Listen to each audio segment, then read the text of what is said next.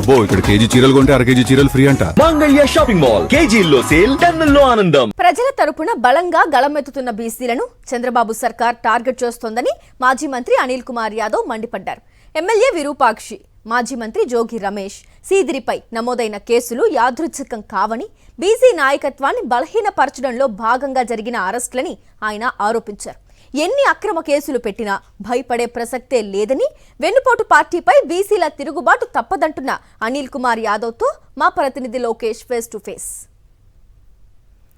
రాష్ట్రంలో ప్రతిపక్ష పార్టీకి సంబంధించినటువంటి బీసీ నాయకుల వరుస అరెస్టుల నేపథ్యంలోనే చంద్రబాబు బీసీల నాయకులనే టార్గెట్ చేస్తారంటూ కూడా మాజీ మంత్రి అనిల్ కుమార్ యాదవ్ ఒక పోస్టు పెట్టడం జరిగింది ట్విట్టర్ వేదిక. ప్రస్తుతం మనతో పాటు మాజీ మంత్రి అనిల్ కుమార్ యాదవ్ అందుబాటులో ఉన్నారు. సార్, ఏంటి ఆ ట్వీట్ యొక్క సారాంశం ఏంటి? ఏంటి చంద్రబాబుకి బీసీలు అంటే కక్ష సాధింపు అని ప్రశ్నించారు? అసలు ఏం చెప్పాలనుకుంటున్నారు? తెలుగుదేశం పార్టీ బీసీల కోసమే పుట్టిందని చెప్పి డప్పు కొట్టుకుంటున్నాయి తెలుగుదేశం పార్టీ.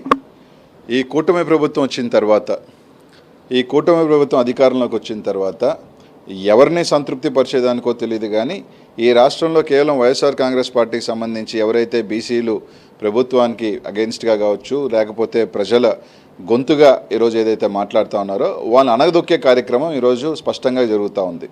జోగి రమేష్ గారు కానీ, ఏదైతే గౌడ్ సమాజ్ వర్గానికి సంబంధించిన జోగి రమేష్ గారు కానీ, యాదవ్ సమాజ్ వర్గానికి సంబంధించిన కార్మూరి సునీలు వాళ్ళ కుటుంబం కానీ, అలాగే మొన్న చూస్తే మత్స్యకారు కుటుంబానికి సంబంధించిన సీదల రప్పలరాజు కానీ, ఏదైతే ఈరోజు బోయాకు సంబంధించిన విరూపాక్షి గారు కానీ, ఈరోజు కేవలం ఈరోజు ప్రత్యేకంగా టార్గెట్ చేస్తూ ఈరోజు బీసీ వర్గాలని, ఎవరైతే బీసీ నాయకత్వాన్ని ఈరోజు అణగదొక్కే, ఈరోజు బీసీలు రాజకీయంగా కష్టపడి ఎదుగుతూ పైకి ఒక మంత్రుల స్థాయికి వచ్చి ఇంకా ఎదుగుతూ ఉంటే వాళ్ళని ఏదో ఒక రకంగా అణగదొక్కి ఈరోజు ఒక కక్ష సాధింపు మాటకు వస్తే ఏదన్నా ఉంటే రెడ్ బుక్, ఈ రెడ్ బుక్ రాజ్యాంగం తీసుకొచ్చి ఈరోజు ఇబ్బంది పెట్టే కార్యక్రమం జరుగుతూ ఉంది. అందులో భాగంగా ఈరోజు ఒక కొత్త నాటకానికి తెరదీశాడు చంద్రబాబు నాయుడు. బీసీ వర్గాల ఏదో అణిచివేతను ఏదో మాట్లాడితే దానికి పరిరక్షణ చట్టం అంట. ఒక పక్క ఈ రాష్ట్రంలో బీసీలకు అనగదొక్కే కార్యక్రమం, బీసీ నాయకులని ఈరోజు అరెస్ట్ చేసే కార్యక్రమం చేస్తూ ఉన్నారు. ఏదైనా ఉంటే రెడ్ బుక్ అంటారు.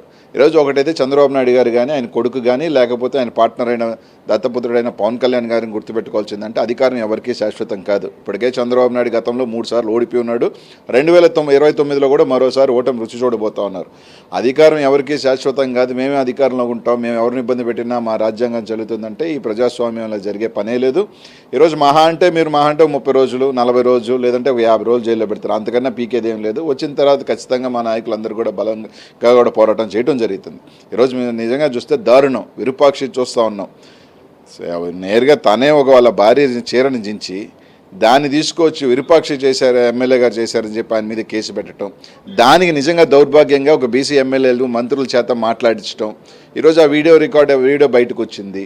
ఈరోజు అప్పలరాజు గారు చూసాం. వాస్తవంగా ఒక జరిగిన సంఘటన దురదృష్టకరం, ఎక్కడా జరగకూడదు. కానీ ఒక 18 సంవత్సరాల పిల్లవాడు తెలిసి ఎవరు ఏం చేయరు. యాక్సిడెంట్ అనేది అందుకే ఒక దురదృష్టవశాత్తు ఒక యాక్సిడెంట్ జరిగింది. ఎవరైనా సరే రాజకీయాలన్నీ పక్కన పెడితే బిడ్డ చిన్న బిడ్డ, దానిలో భాగంగా ఈరోజు తనే తీసుకువెళ్ళి పోలీసులు కూడా అప్పచెప్పడం జరిగింది. అందులో భాగంగా మళ్ళీ దాన్ని ఒక ఇది చేసి అప్పలరాజు గారిని అరెస్ట్ చేయటం.